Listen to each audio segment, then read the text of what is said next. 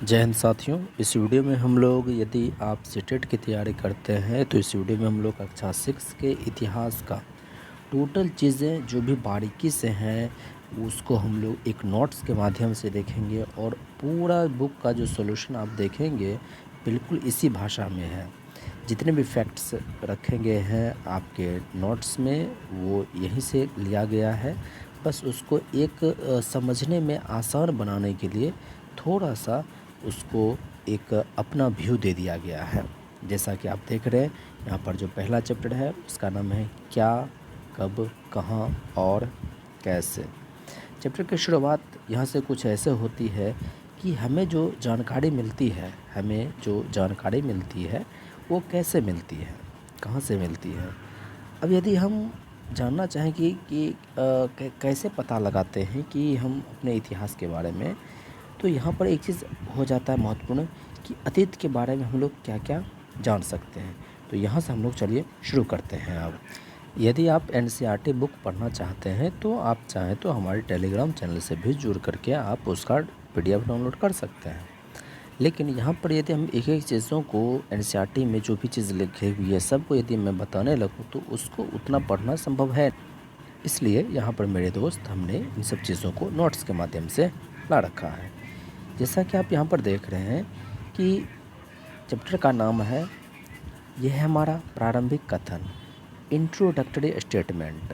क्या कहता है कि क्या, कब, कहाँ और कैसे। हम लोग यदि प्रारंभिक इतिहास की बात करें तो पहले तो हमारे मन में सवाल उठने चाहिए क्या, उसके बाद सवाल उठना चाहिए ये हुआ कब हुआ और ये कहाँ हुआ और ये कैसे हुआ। यदि हम देखें कि अतीत के बारे में हम क्या क्या जान सकते हैं, सवाल आता है कि हम अपने यदि इतिहास में पीछे की ओर लौटें तो हमें अतीत के बारे में क्या क्या जानकारी हमें मिल सकती है।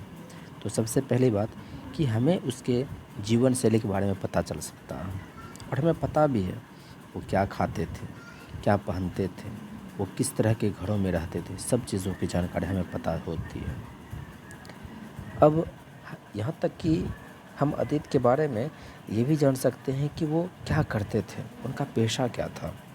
शिकारी थे, कृषक थे, व्यापारी थे, शासक थे, पुरोहित थे या कलाकार थे या वैज्ञानिक थे। हर चीज़ों की जानकारी हमें अतीत के बारे में प्राप्त हो सकता है। और यहाँ तक कि संस्कृति की बात करें तो कौन कौन से खेल वो पसंद करते थे, किस तरह की कहानियाँ सुनते थे, नाटक किस तरह की करते थे और गीत किस तरह के गाते थे। कुल मिला करके हम देखें तो अतीत के बारे में ऐसा कुछ भी नहीं रह गया कि जो हमें नहीं पता चल सकता है। सारी बातें, सारी चीज़ें हमें उनके बारे में हमें पता हो सकता है। तो यहाँ पर अब पता करने के लिए चलेंगे तो शुरुआत तो हमें कहीं ना कहीं से तो करना पड़ेगा। तो हमें जो अभी तक में ये पता चलता है कि आखिर लोग रहते कहाँ थे प्रारंभ में, लोग हमें सबसे पहले कहाँ पर मिलते हैं। हम यहाँ पर भारत की बात कर रहे हैं, भारत से बाहर की हम बात नहीं कर रहे हैं। तो कहता है कि कई लाख वर्ष पहले, कई लाख वर्ष पहले समझेंगे यहाँ पर कई लाख वर्ष पहले लोग कहाँ रहते थे, नर्मदा नदी के किनारे रहते थे। खास बातें क्या थी, तो ये कुशल संग्राहक थे, यानी स्किल्ड गैदरर थे।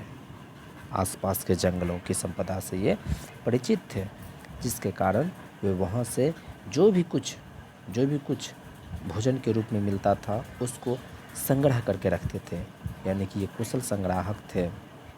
भोजन के रूप में क्या खाते थे, जंगल में क्या मिलेगा हमें, जड़, फल, अन्य उत्पाद, जो कुछ भी है, तना, जो कुछ भी वो लोग खा सकते थे वह सब चीज़ें वो इकट्ठा करते थे। और केवल जंगल जाते थे तो केवल जड़, फल फूल यानी शाकाहारी चीज़ें ही नहीं, और यदि कभी उन्हें शाकाहारी शिकार करने का मौका मिल जाए तो वो भी करते थे।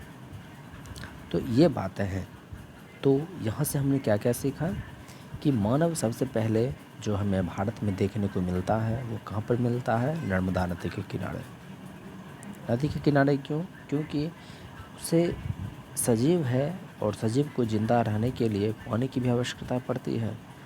तो पहले के समय में नदियों के किनारे रहना लोग ज़्यादा पसंद करते थे। क्यों? क्योंकि अगर नदी के आसपास में रहेंगे तो पानी की तलाश में हमें इधर उधर भटकना नहीं पड़ेगा और पानी के मामले में कम से कम हम एक निश्चिंत हो जाते थे। दूसरी बात, नदी के किनारे ही जंगल भी हुआ करते थे, तो वहाँ से जंगली फल फूल पौधे अथवा जंगली में जानवर भी होते हैं, तो वहाँ से शिकार की भी उपलब्धता हो जाती थी। लेकिन इस तरह से कब तक चलेगा? ज़्यादा समय तो चलने वाला है नहीं। तो यहाँ पर कृषि प्रारंभ हुआ, बिगिनिंग ऑफ एग्रीकल्चर। अगर हम कहें कि भारत में सबसे पहले यदि कहीं पर कृषि की शुरुआत हुई तो वो था भारत का उत्तर पश्चिम। अगर हम लोग ये दक्षिणी भारत के हैं और इस तरह से हम इसको उत्तरी भारत कहते हैं, तो यहाँ पर एक जगह था जो भी वर्तमान में पाकिस्तान में है, सुलेमान और गिरथर पहाड़ी। ये उत्तर और पश्चिम में आता है सुलेमान गिरथर की पहाड़ी। यहाँ पर सबसे पहले खेती की गई थी। कहाँ पर? ध्यान रखेंगे, उत्तर पश्चिम में सुलेमान और गिरथर की पहाड़ी। और यहाँ पर लगभग 8000 साल पहले, अभी से 8000 साल पहले गेहूँ और जौ की खेती हुई। ध्यान रखेंगे, नर्मदा नदी के किनारे जो व्यक्ति हुए थे वो लाखों वर्ष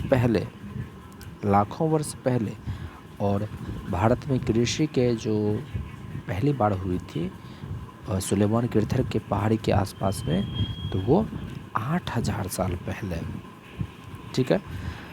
अब जब खेती करना जब शुरू करेंगे तो ऐसा थोड़ी है कि केवल खेत में फसल ही उपजाएंगे। खेत में फसल उपजाएंगे तो उसके बाद उसके साथ में पशुपालन भी शुरुआत हो गया। पशुपालन में भेड़, बकरी, गाय, बैल, इन सब जीव जंतुओं को ये लोग पालतू बनाने लगा। और लोग कहीं पर भी यदि हम लोग खेती करेंगे तो ऐसा थोड़ी है कि कोई भी फसल को तैयार होने में 3 से 4 महीने तो लग ही जाते हैं। अगर हम कहीं पर भी गेहूं की रोपाई करेंगे तो उसे तैयार होने में 3 से 4 महीने तो लगेंगे, कम से कम 3 से 4 महीने तो हमें वहीं रहना पड़ेगा। इस तरह से गाँव में भी जीवन चलने लगी। लोग आसपास एक साथ होकर के रहने लगे और कहीं ना कहीं खानाबदोश वाली जो ज़िंदगी थी वो अब थोड़ा सा अस्थाई होने लगा था। तो अगर एक लास्ट में हमने एक बहुत महत्वपूर्ण बात लिखा है कि अतीत को जानना हमारे वर्तमान को समझने की कुंजी है। अतीत को हम जब जानेंगे तभी हमें वर्तमान भी समझ में आएगा। जैसा कि आप देख रहे होंगे, ये हमारा उत्तरी भाग है, ये हमारा पूर्वी भाग है और इधर हमारा पश्चिमी भाग है। और हमने बताया कि भारत में जो सबसे पहले कृषि जो प्रारंभ हुई थी वो उत्तर पश्चिम दिशा में हुई थी। और उत्तर पश्चिम दिशा में देख रहे होंगे पाकिस्तान की तरफ ये गिरथर और सुलेमान की पहाड़ी यहीं पर शुरू हुई थी। कब? तो कहेंगे 8000 साल पहले।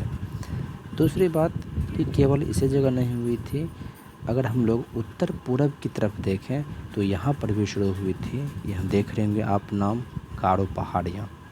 गारो पहाड़ी में भी कृषि की शुरुआत हुई। दूसरी बात, यहाँ पर ये विंध्य पर्वत देख रहे होंगे, विंध्य पहाड़ियाँ। ये क्या है? विंध्य पहाड़ियाँ हैं। यहाँ पर इसके जस्ट उत्तरी भाग में यहाँ पर चावल के प्रथम साक्ष्य मिले। सबसे पहले चावल यहीं पर शुरुआत हुई थी। इतना कुछ देखने के बाद दोस्तों अब आपके सामने एक सवाल हमने लाया है।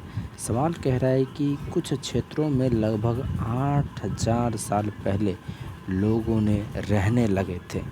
यहाँ पर 8000 साल पहले की बात की गई है। तो कई लोग सोचेंगे कि नर्मदा के आसपास का क्षेत्र, सुलेमान और गिरथर की पहाड़ी, गंगा और यमुना दोआब, दक्कन और कोंकण का क्षेत्र, तो सोचेंगे कि अच्छा यहाँ पर रहने की बात कर रहे हैं इसलिए नर्मदा होगा। नर्मदा में तो दोस्तों लाखों वर्ष पहले लोग रह रहे थे, लाखों वर्ष पहले ही लोग रह रहे थे। यहाँ पर सवाल में कहा गया है 8,000 साल पहले, तो 8,000 साल के हिसाब से कृषि की जहाँ पर शुरुआत हुई वही हमारा आंसर होगा, सुलेमान और तीर्थर की पहाड़ी। नेक्स्ट जो सवाल कह रहा है कि निम्नलिखित में से किस क्षेत्र में लगभग 8,000 साल पहले महिलाओं और पुरुषों ने गेहूं और जौ जैसी फसलों की खेती की शुरुआत की थी? नर्मदा घाटी, सुलेमान, तीर्थर पहाड़ी, सिंधु घाटी, गंगा घाटी। तो आपका सही जवाब होगा कौन सा? सुलेमान और तीर्थर की पहाड़ी। साथियों, अब यहाँ पर आगे हम बढ़ेंगे। प्रारंभिक नगर और यात्राएं, अर्ली सिटीज़ एंड जर्नीज़। देखिए, हम समझ चुके हैं कि भारत में जो लगभग लाखों साल पहले लोगों ने रहना शुरू कर दिया था नर्मदा घाटी के आसपास, नर्मदा नदी के आसपास। फिर हमने देखा कि 8,000 साल पहले भारत में कृषि की शुरुआत हो चुकी थी, लेकिन कहाँ पर? तो सुलेमान और तीर्थर पहाड़ी के आसपास में। उसी समय गारो के पहाड़ी के भी पास में, और उसी समय विंध्य पर्वत के उत्तरी भाग में चावल के भी साक्ष्य मिले हैं। अब यहाँ पर आता है प्रारंभिक नगर और यात्राएं। प्रारंभिक नगर की बात करें तो सबसे पहला कोई चीज़ आता है तो वो है सिंधु घाटी की सभ्यता। कहा जाता है कि लगभग 4700 साल पहले, समझेंगे, लगभग 4700 साल पहले सिंधु नदी और इसकी सहायक नदियों के किनारे नगर विकसित हुए थे। कहेगा सिंधु घाटी नदी के आसपास लोग कब से रहना शुरू कर दिया था? कहेंगे आज से लगभग 4700 साल पहले से, आज से लगभग 4700 साल पहले। वहीं पर गंगा घाटी की बात आती है तो गंगा घाटी में जो लोगों ने रहना शुरू किया था वो लगभग 2500 साल पहले गंगा और इसके सहायक नदियों के किनारे समुद्र तटवर्ती इलाकों में नगरों का विकास हुआ। अब जब गंगा की बात आती है तो हमारे दिमाग में स्वाभाविक रूप से मगध राज्य का जिक्र आता है। ये मगध राज्य है कहाँ? तो कहता है गंगा के दक्षिण में। जैसे हम लोग यदि इसको उत्तर के हैं, ये पूरब के हैं, ये पश्चिम के हैं, तो गंगा नदी ऐसे आकर के ऐसे चली जाती है बंगाल की खाड़ी में। तो दक्षिण से जो है यहाँ से सोन नदी यहाँ पर मिलती है। दक्षिण से सोन नदी आकर के यहाँ पर मिलती है। इसलिए कहता है कि गंगा के दक्षिण में सोन नदी के आसपास का क्षेत्र मगध कहलाता था, और हम कहें तो वर्तमान का बिहार ही जो है क्या है, वो मगध है। और कहता है यहाँ पर शक्तिशाली शासकों ने विशाल साम्राज्य स्थापित किए थे मगध राज्य में। अब लोग एक दूसरे से परिचित होने लगे थे। कैसे? वो अपना यात्राएं प्रारंभ करके आसपास चीज़ों को पता करने के लिए कि कहाँ क्या है नहीं है, भोजन की तलाश में, कभी काम की तलाश में, किसी न किसी चीज़ की तलाश में वो निकलते थे और यात्राएं होती थी, आदान प्रदान हो जाता था। लोग व्यापार की तलाश या प्राकृतिक आपदाओं से बचने के लिए स्थान बदलते थे। समझ रहे हैं? लोग व्यापार की तलाश में या फिर आपदाओं से बचने के लिए स्थान बदलते थे। स्थान जब बदलेंगे, एक जगह से दूसरी जगह अपनी संस्कृति को भी तो लेके जाएंगे। दूसरी है कि सेनाएं विजय प्राप्त करने के लिए नए क्षेत्रों में जाती थी। धीरे धीरे लोगों ने सेनाएं भी तो रखने प्रारंभ कर दिए थे, और सेना जो है विजय प्राप्त करने के लिए जो है कि नए क्षेत्रों में जाएंगे। आगे क्या था कि व्यापारी कारवां या जहाज से मूल्यवान वस्तुएं ले जाते थे। इससे व्यापार और भी समृद्ध होने लगा।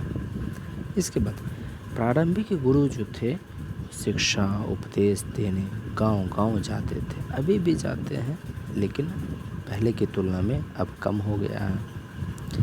नेक्स्ट कहते हैं कि कुछ लोग नए स्थान खोजने की उत्सुकता से भी यात्रा करते थे। नया जगह होगा, कैसा होगा, नहीं होगा, इससे यात्राएं करते थे। यात्राएं करने से क्या हुई, आसपास के क्षेत्रों में इसका प्रभाव बढ़ने लगा।